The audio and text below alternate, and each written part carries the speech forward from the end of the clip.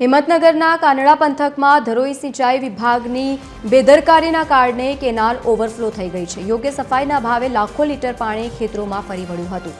આ પાણીના કારણે 30 વીઘા જમીનમાં વાવેતર કરેલા ઘઉં સહિત તમાકુ અને રાયડા જેવા રવિ પાકને નુકસાન થયું છે। ખેતરોમાં ઢીચણસમા સુધી પાણી ભરાઈ જતા ખેડૂતોમાં અધિકારીઓની સામે ભારે આક્રોશ પણ છે અને નબળી કામગીરીને લઈને આક્રોશ પણ વ્યક્ત કરતા જોવા મળ્યા છે।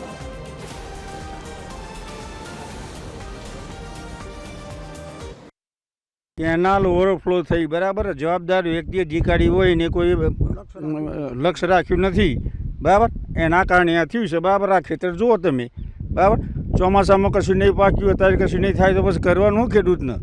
એટલે જવાબદાર અધિકારી જે હોય ને ત્યાં રંગપુર ચોકડી એના પર કાયદેસરની કાર્યવાહી થવી જોઈએ।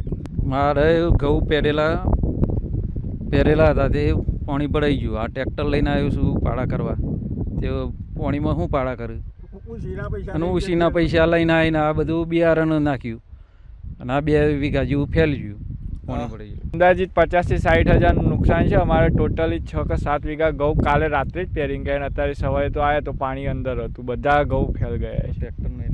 કેનાલમાં એવું છે કે કેનાલમાં જે માણસો મેલેલા છે બરાબર નાઇટમાં, કે એ લોકો ખાસ ધ્યાન નથી આપતા અને આપણે બધાને સહસંમત છે કે જ્યાંથી જમીન આજુબાજુમાં બધાને નહીં તો લગભગ 50 વીઘા જેવી જમીન બગડી છે બરાબર, પાણી ફરી ગયું છે અને પાણી ફરી ગયું છે એના કાર્યવાહીમાં તો જો ચોમાસું તો પાક્યું નથી અને અત્યારે ઘઉં પહેરેલા હતા, ડીએપી લાયા, ઘઉં પહેર્યા, આજે મારે 1 એકર ઉપર જમીન છે હોય, હવે એની વચ્ચે પાણી આવી ગયું છે। કાલે જ પહેર્યા હતા, કેનાલ ચાલુ થઈ એટલે એમ કે આપણે વાવેતર કરી દઈએ, એ આશય પહેર્યા, આજે પારો એ અંદર થાય એવો નથી, ઘઉં ઉગવાના નથી।